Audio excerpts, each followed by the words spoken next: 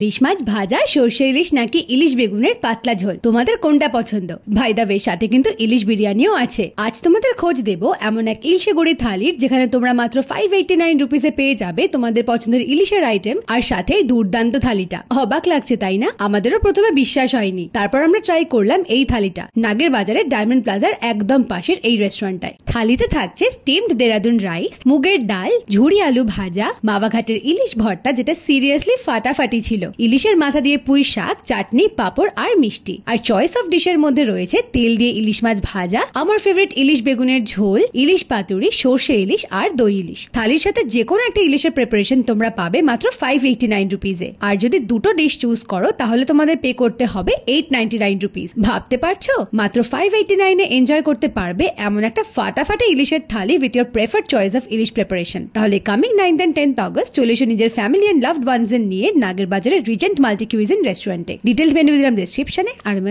চলি টাটা।